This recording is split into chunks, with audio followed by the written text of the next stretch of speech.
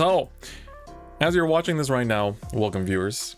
We are approaching Worlds, the World Finals for Vanguard and Vice Schwartz, for all Bushiroad games that still remain and or are out, because Shadow of Soul is not out yet, and we don't know if it's going to be like together with the other Bushiroad games or not. But today, I want to talk about, with Worlds coming up, what are our expected decks to be seen at Worlds. Now, normally speaking, I would like break this up into 3 different videos, try to make, do one for standard, one for premium, one for V premium, but Worlds is in less than a week from the time I'm recording this and probably uploading it even closer to Worlds. So we're going to just put it all in one. So I think we're going to make use of the wonderful resource that is Mr. Fuzzy Paradox's cool Paradox website and talk a little bit about our expectations going into Worlds, because I think I'm most knowledgeable about standard, and if you don't know already, I am going to be commentating standard as well, because that is the format that I play the most. Basically, it's easy as that. But I haven't really played like super competitive premium in about half a year or so, because I've just been focusing on standard, and V I haven't played since like April, of last year. So it's getting close to a year, or like. Yeah, I don't even casually play V that much, to be honest. It's kind of weird. I used to really like it, but I guess Steam maidens just don't really attract me all that much. So let's take a look at Mr. Fuzzy Paradox's site and take a look at what we can expect going into things, right? So because Mr. Fuzzy has a really cool thing where he can show you the top 10 decks of each format, and then for Japan it even shows like the standard. And so the standard Japanese decks will be actually very important, because this will give us an idea of what was the best in the Japanese meta for set 7. Because if you don't know, Worlds happens in set 7 meta for English, and Chronojet is not out yet. So the 2 things that you see up here, Chronojet not out yet, and Ebisu probably not out ever, which is an interesting thing too, because Ebisu got hit in Japanese.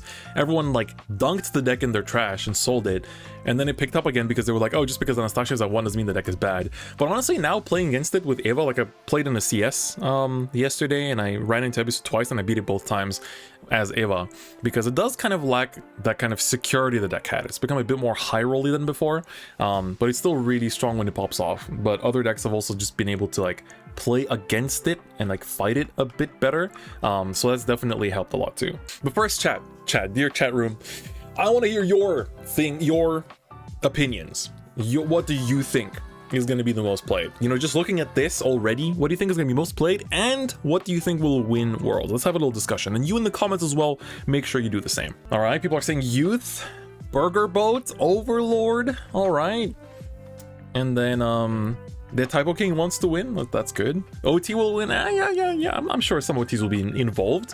Can't avoid that. Barrel was Second's way to win. I don't think it's gonna do that great. Youth, Eva, Overlord.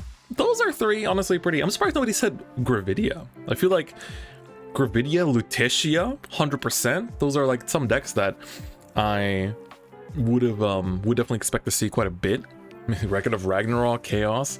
We'll see. Greedon Gaming. There's some sick Greedon mains that qualified, I'm pretty sure.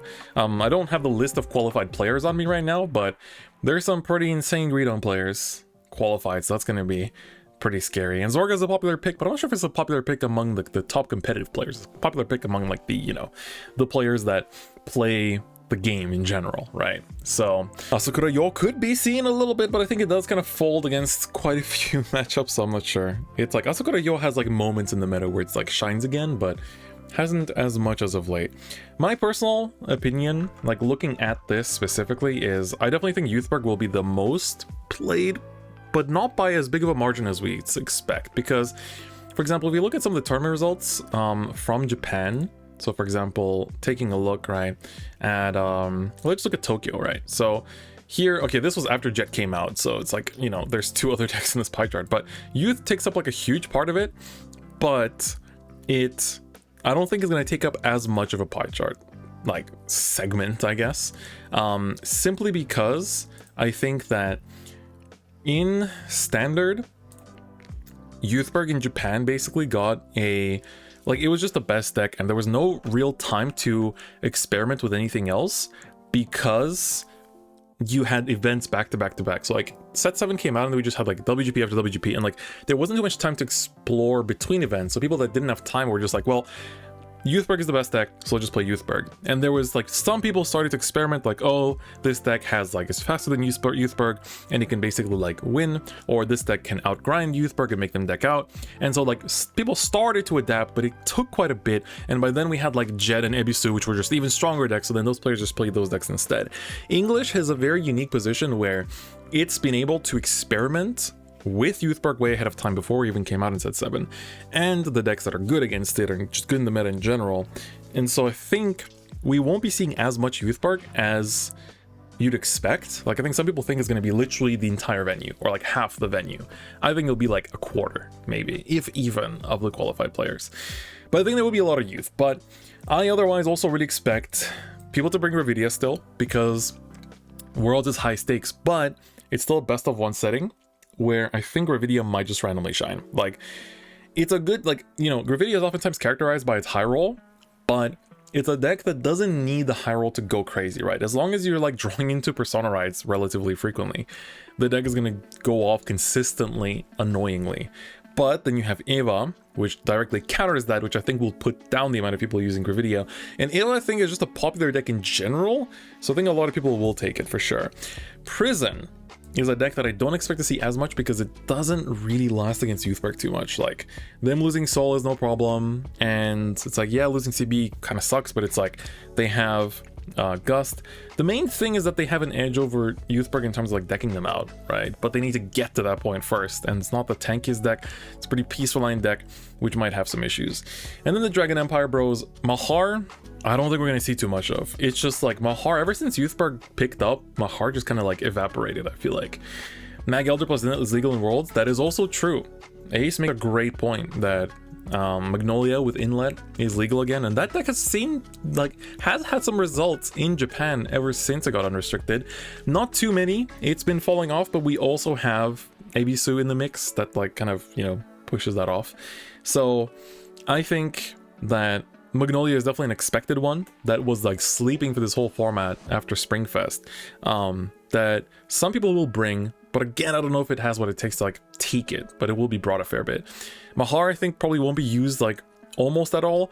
Overlord I expect to be popular because the promo's out and you can basically just go ham. You can go ham with the restands, cheap restands, trigger pressure. The only downside of Overlord is that it's like turn 4 you ride, but it's not a persona, so it's like, but you make the rest of your game plan really good. But yeah, then going down the list, like the other things that I expect to do good, basically Flagberg. I think Flagberg does have a chance. Lutetia is basically Overlord, but with a really good blitz order. Definitely expect her too. And I think there'll be like a barrel or two here and there that will get brought in, and like basically a bunch of these other decks that have like 5 or less tops throughout the season are all decks that I expect maybe like 1 or 2 people show up with. But keep in mind, you know, Worlds has a lot of players, but I think it's like just a bit under 100 or so. And, you know, it still depends on if everyone, like, you know, because there's players with sponsored invites and there's people without sponsored invites, and then the people without them might not come, right? So especially because like when the unsponsored invite was to Japan, people were like, oh yeah, I'm gonna go to Japan. But now because it's in the States, some people might be like, I don't want to apply for a visa, blah blah blah, like, you know, just pass on it. So we'll see what the actual end result is in that sense. So I think that kind of does it for standard, my friends. Now let's talk about V Premium, right? V Premium, Mr. Derek Dow has put out a great video talking about like what the top 5 decks he expects to be. But chat and comments, what do you think? What do you think will show up for V Premium this time? I'm still in the boat that Steam Maidens, even after the restriction, will still be a very popular deck, but I don't think it will be as omni-popular. I'll create a new word here, omni-popular, in terms of like being the only deck that people bring, as it was in the BCS season. I think, yeah, it's like there's decks like Ange that have, you know, they plus a lot and consistent attacks, consistent power as well. Leopold is kind of like that too, where it also has a good filter that I learned today from watching Derek's video basically. And, you know, it filters, it gets a bunch of accels, it pluses like crazy. So Leopold could be there. Luard has been known as a counter for Steam Maidens, so that's another deck that I do expect to show up here and there as well. Competitive Luard, honestly, it's I think if we just look at Mr. Luard here, it's 10th. Can you imagine that? That's crazy. So I think the most recent, oh, let's see, in New York, Adrian Barber managed to get a top with it. So more or less like this, I guess. So I'm blocking a little bit of it, but you can basically see here, this is kind of what most Luard lists look like. You got yourself your kind of like the usual package, right? It's just 3 Ildanas are now added in as well. And so that's basically what you take out some of the flex spots you were playing. Karen is back, very importantly. Karen is playable. And of course, that makes it very, very good. So I think Luard is an expected pick as well. I think I've honestly haven't played Luard in V or play against it in so long, like just looking at this is kind of motivating for me. So I expect Luard to do pretty well as well. So I guess that's it for V Premium. I think there are some other decks that I would be like, you know, the surprise 1 of 2 ofs that also again here like with 5 or less tops, like not Luard, but like stuff like Fenrir, Raging Chaos, stuff like that, Glendios maybe, like could show up. Will they take the whole thing? Probably not, but definitely could be part of the player base that shows up at Worlds and could be part of the tops as well. And finally we have Premium. So Premium is pretty interesting because the recent restriction list like shakes up a little bit, where now Narukami, as you can see, which is the top dog, does lose out on their you know, Stunverse going to 1, but it's still a 1 of that you can still go into. It's still going to be accessible. It's just going to be a sigh of relief for the players going against it, knowing that the 1 of is gone, right? And then you have to worry about Exterminate. So then Exterminate is a bit easier to play around, I'd say. Or you have to build your deck into Exterminate sometimes. So what does chat think this time about Premium? What do you think will come up the most? I expect this Premium to also be the most varied in terms of decks showing up. I think we'll have a lot of Narukami. We'll have a lot of Steam Maidens as well. Steam Maidens are very good in Premium too. They got a lot of cool tools. And of course, Highlander, we've seen like Kutere is still at 4 in Premium, unlike V Premium. So you can just thin out the whole freaking deck and then go crazy. Steam Maidens will be very good because, you know, I haven't really seen Premium Steam Maidens played, but I know the engine is insanely good and it still has Andrana, so you can plus out the ass, so that's crazy. Then Highlander, like things like no other. Nightmare Dolls are still really good. I know a lot of people are planning to play Nightmare Dolls in like events this year, because, you know, big spooky Steam Maiden is gone, so Nightmare Dolls might as well be the next best thing. Vanquisher I personally don't expect too much. Like Vanquisher is also my favorite Narukami variant, but it always feels like it's way more piece reliant than Eradicators. It's like it's more aggressive, but it just feels like it can just like break on its own sometimes. So it's a little bit high rolly, which I know some people don't really like about it too much, and not having Stunverse makes Vanquisher way worse. So like I think Stunverse was kind of made for Vanquisher in a way, and so losing it definitely hurts a lot. And then of course Dieliner, I personally want to see some Dieliners at Worlds. I'd be very happy if it goes all the way to tops or to finals.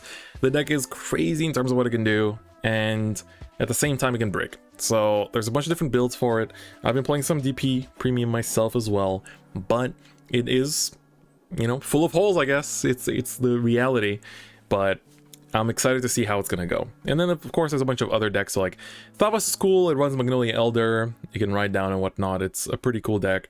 Rising Greedon, we just saw go into the finals of my premium tournament that I do for my Twitch subs and also YouTube channel members. So if you're not one already, you might want to consider joining so you can join those tournaments. But Rising Greedon went to the finals, really strong deck.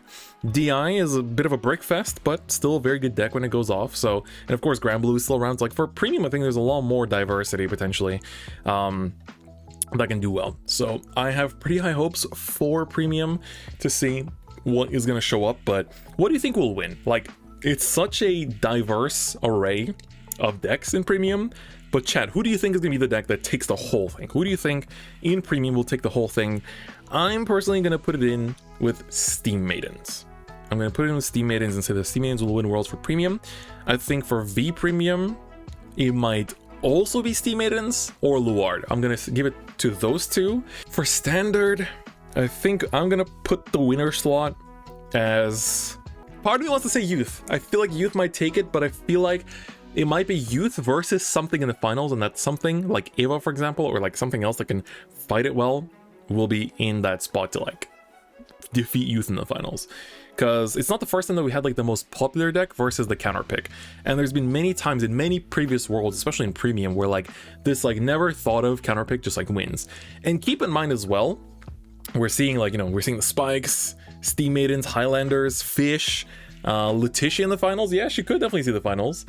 So a lot of different predictions, but keep in mind that a lot of people going to Worlds have been keeping their tech secret for all this time, right? So they've been keeping their tech secret. They've been brewing for months since the BCS season finished and just waiting for the right time at Worlds to unleash it. So this isn't the first time that we've seen it either. We've had this many times before where people just like brewed something crazy and then came with it at Worlds and just went ham. So I think for Standard there might not be as much of that, but for V we might see something, we'll see. But Premium in particular has a lot of space for that, so it'll be very curious to see. But let me know your predictions in the comments below. Of course, make sure to tune into the streams. There's gonna be a separate stream for each format, so whichever you want to watch, Standard, V Premium, Vice, all four at the same time, you can boot them all up and check them out. I'll be commentating Standard, so hope to see you there. Hope to see you in chat as well. It'll be very fun, but it's gonna be exciting. I'm super hyped for Worlds. It's the first in-person World since 2020 January in 3 years. That's crazy. It's my first time flying. It's my first time offline commentating since COVID started, so I'm personally really hyped about it as a caster and really excited to see all the players shine at the World stage. So with that, that's gonna be it for this video. If you like the video, give it a like, and if you haven't already, please do subscribe. And also, I am moving in April, and moving fees in Japan are insanely expensive, so if you'd like to give some support to the channel, feel free to become a YouTube channel member. It goes a really long way. But with that, that is it for this video, and I'll see you guys next time. Bye bye.